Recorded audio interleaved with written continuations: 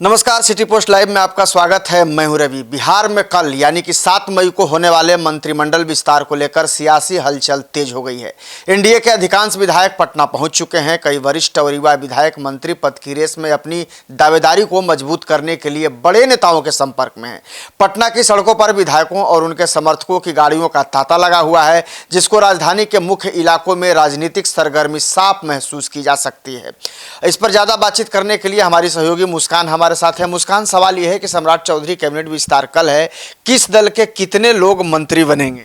देखिए, सबके जहन में यही सवाल है और बिहार में मुख्यमंत्री सम्राट चौधरी के मंत्रिमंडल विस्तार से ठीक पहले राजधानी पटना में राजनीतिक गतिविधियां तेज हो गई हैं और एनडीए के अधिकांश जो विधायक है वो पटना पहुंच चुके हैं। आपको हमने जानकारी दी थी कि हर विधायक को कोटा मिला है कि 40-40 गाड़ी लेके आना है और जो वहाँ के कार्यकर्ता है वो तो ऐसे भी 10 गाड़ी तो अपने साथ ही लेके घूमते हैं, लड़कों को लेके घूमते हैं, जबकि कई विधायक मंत्री पद की उम्मीद लेकर लगातार पहुंच रहे हैं। सम्राट चौधरी सरकार का पहला मंत्रिमंडल विस्तार 7 मई को दोपहर करीब 12 बजे प्रस्तावित है।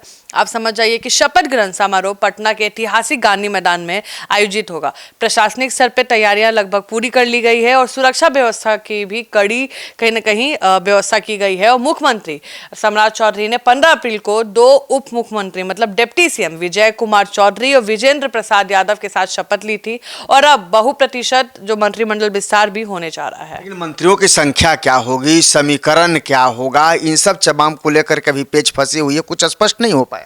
देखिए, सम्राट चौधरी की नई कैबिनेट में भारतीय जनता पार्टी और जनता दल यूनाइटेड के बीच बराबरी का संतुलन साधने की कोशिश की जरूर गई है, लेकिन ऐसा लग नहीं रहा है कि वो बैलेंस हो जाएगा। इस विस्तार में कुल 28 से 30 मंत्रियों के शपथ लेने की संभावना है। विस्तार के बाद कैबिनेट की कुल संख्या 30 से 32 तक पहुंच सकती है, जबकि अधिकतम सीमा 36 है। और आपको बता दें, दलवार हिस्सेदारी में बीजेपी और जेडीयू के बीच संतुलन बनाए रखने की कोशिश की गई है। बीजेपी से 12 और जेडीयू से करीब 11 से 12 मंत्री शपथ ले सकते हैं।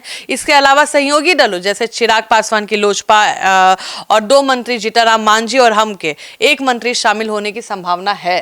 कोशिश की जा रही है कि बात बिगड़े नहीं, सब कुछ स्मूथ तरीके से हो जाए। लेकिन सवाल ये भी है कि खबर है कि जेडीयू और बीजेपी में मंथन का दौर अभी भी जारी है, क्योंकि अभी तक कुछ स्पष्ट स्थिति नहीं है। देखिए, आपको बता दें कि कल आनंद मोहन ने क्या बोला था कि फ्लोर टेस्ट भूलना नहीं है कि किसने सरकार बचाई थी। तो ये समझ लीजिए कि जो बनने वाले हैं उनको भी जानकारी नहीं है कि वो बनने वाले हैं, जो हटने वाले हैं उनको भी जानकारी नहीं है कि हटने वाले हैं। अभी से हिल जाएगा ना, पूरा लड़ाई हो जाएगा, प्रतिशोध हो जाएगा। तो ऑन स्पॉट कैसे दीपक प्रकाश को बनाया गया, तो बोला मुझे तो पता ही नहीं था, मुझे अचानक से पिताजी से पूछिए, अगर आपको याद होगा वो उनको नहीं पता था कि वो बनने वाले, उनके पिताजी को पता था, लेकिन जब बाद में इंटरव्यू हुआ तो उन्होंने बोला कि हमें सुबह ही पता चला। तो कल मुझे लगता है कि सबको पता चल जाएगा कौन कौन बन रहा है, उनको उसी टाइम पता चलेगा कि हाँ भाई आपको स्टेज पे रहना है। अभी केवल ये कोशिश है, क्योंकि अगर ये मौका चूक गए तो फिर मौका मिलेगा भी नहीं। बिल्कुल। और जेडीयू के राष्ट्रीय कार्यकारी अध्यक्ष संजय झा कर्नाटक दौरे से लौटकर पटना पहुंचेंगे, वरिष्ठ नेताओं के साथ बैठक करेंगे। संभावित जो मंत्रियों के नाम पे अंतिम मोहर जो लग चुकी है, इस बैठक में कहीं ना कहीं लग रहा है कि एक बार और कंफर्म हो सकता है। इसके अलावा केंद्रीय मंत्री ललन सिंह भी पटना पहुंच रहे हैं। जेडीयू कोटे के मंत्री के नाम फाइनल करने से पहले नीतीश कुमार के साथ भी अहम बैठक हो सकती है। एनडीए के अन्य सहयोगी दल भी मंत्रिमंडल विस्तार में सक्रिय भूमिका निभा रहे हैं।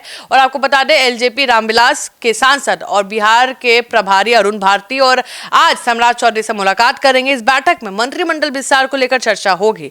और आपको बता दें, सूत्रों के अनुसार एलजेपी के कोटे से संजय पासवान का मंत्री बनना लगभग तय माना जा रहा है और वही कुछ अन्य नामों पर भी चर्चा चल रही है।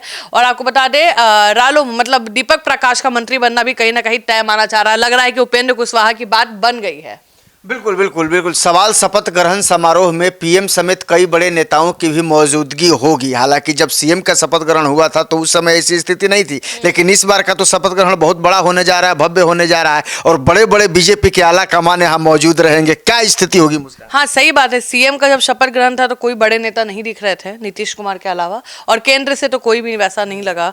और सबको कहीं ना कहीं मुझे लगता है कि बंगाल का इंतजार कर रहे थे। अब बंगाल चुनाव हो गया, असम चुनाव हो गया, अब जब हो गया संतुष्ट कि हाँ भाई अब बिहार में जाके एक बार मिल लिया जाए बिहारियों से कि आपको कैसे लग रहे हैं मुख्यमंत्री बीजेपी के। तो शपथ ग्रहण समारोह में देश के कई बड़े नेताओं के शामिल होने की संभावना है।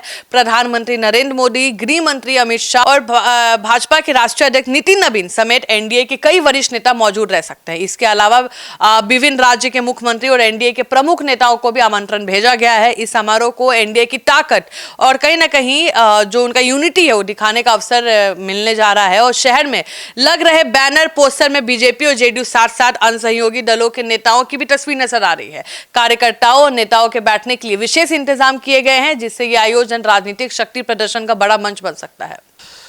तो आपने देखा कल ही जो है वो शपथ ग्रहण समारोह होना है, लेकिन सबसे दिलचस्प बात यह है कि सबकी निगाहें इस बात पर टिकी है कि किसके किसके सरताज सदेगा और कौन कौन इस बाजी में चूक जाएगा। आप हमारी खबर को देखते रहिए और ज़्यादा से ज़्यादा इसे शेयर करिए, लाइक करिए और कमेंट करके अपनी राय जरूर दीजिए। धन्यवाद।